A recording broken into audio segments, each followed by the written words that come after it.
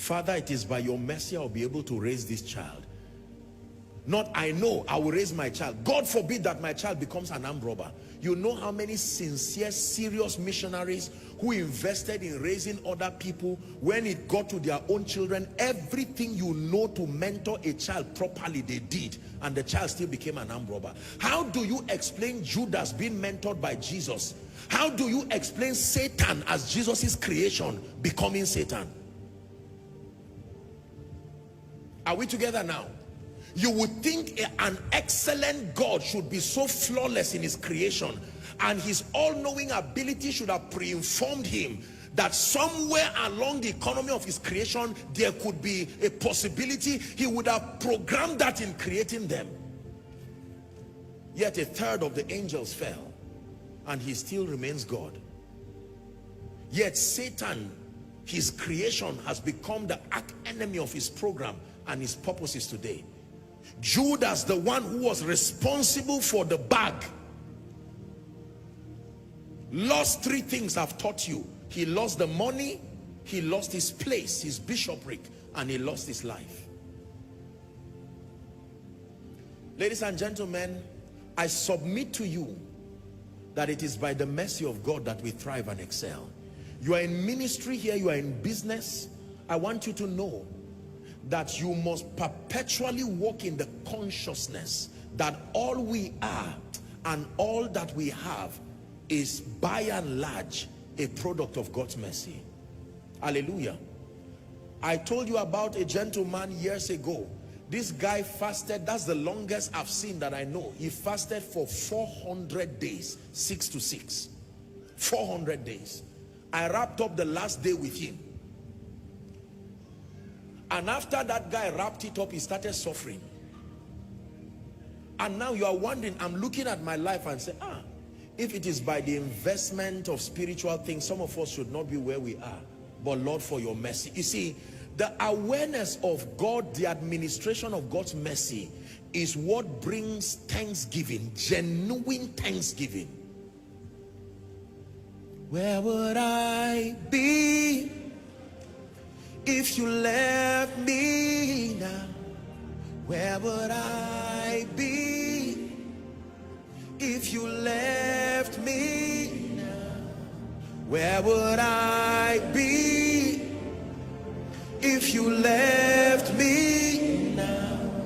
Where would I be if you left me now? There are many of us, based on the kind of training you gave your children should almost be, respectfully speaking, they should not attain onto the level they now have.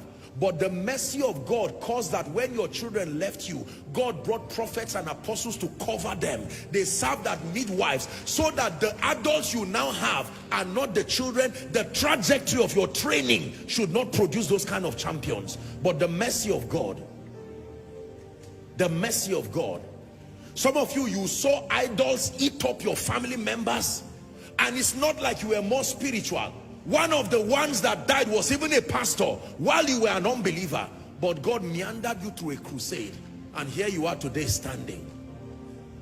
Where would I be if you left me now? Where would I be if you left me now? Mephibosheth, when you get to the palace, do not forget that you were that crippled young man at Lodebar. It took the mercy of God for David to bring you. So do not laugh at Ziba. Ziba had 15 sons and not one of them was favored. They were made to walk and serve Mephibosheth. He was a product of a wrong midwife. A midwife made a mistake at his birth and crippled him. He would have remained like that, but God showed him mercy. Mephibosheth, when they bring you to the palace, I know you can act pious, But when you stay a few weeks in the palace, do not allow the memory of where you came from to be so eroded that you lose touch. That was the mistake of Vashti. She forgot that the only reason why she was queen was that she married a king, not because she was a warrior over 127 provinces. She only married a great man. That's what made her a great woman.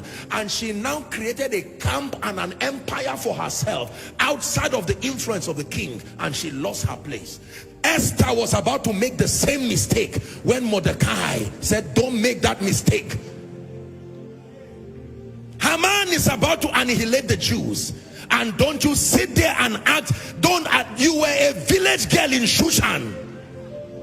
Don't forget the purpose for your attaining that glory.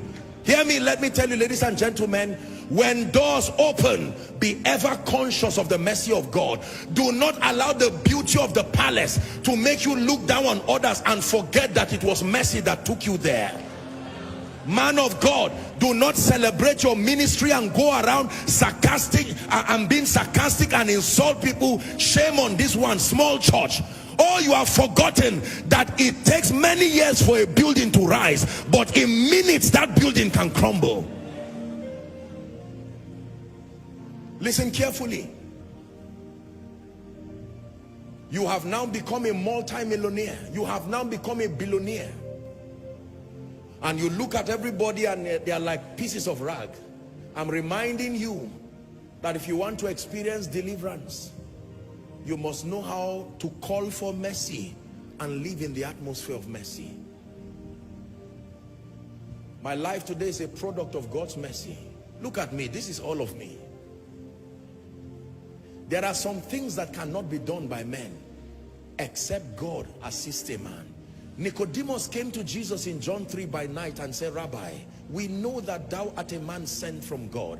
He said, for no man can do these things except God be with him. There are some results men cannot produce, ladies and gentlemen. And in the presence of this plenty, the tendency is that we want to savor the glory and make it look as though it came as a product of our intelligence. For as long as I am breathing, I will let the world know. It is true that he has helped us to pay our price in various places. But I tell you, it will be foolish of me to stand here and beat my chest to tell you everything you see is a reflection of intelligence. No. I'm the one. You have shown mercy. You have shown me mercy. You have shown me mercy. I'm the one, say, you have shown mercy. You have shown me mercy. You have shown me mercy. Say, I'm the one, say, you have shown mercy. You have shown me mercy. You have shown me mercy. Listen, years ago I went somewhere and I went to preach for a man of God, and when I was done preaching, I was headed to his office and I saw a gentleman who was walking as part of the protocol. He looked at me and I looked at him and I was in shock. Many years ago on campus, that guy used to be a very strong person, very vibrant and powerful. If you saw that gentleman, you would think he would explode in a global ministry within 2 years. And here was this, my dear brother, didn't seem like the best of states, seemed like someone who had been beaten by life and frustrated. I was almost tempted to say, what happened? Then I remembered. Man, these guys were vibrant. When I say, you know what it means? Campus vibrancy is with the infancy of spiritual work. So you put your energy to it. You look beyond me, oh.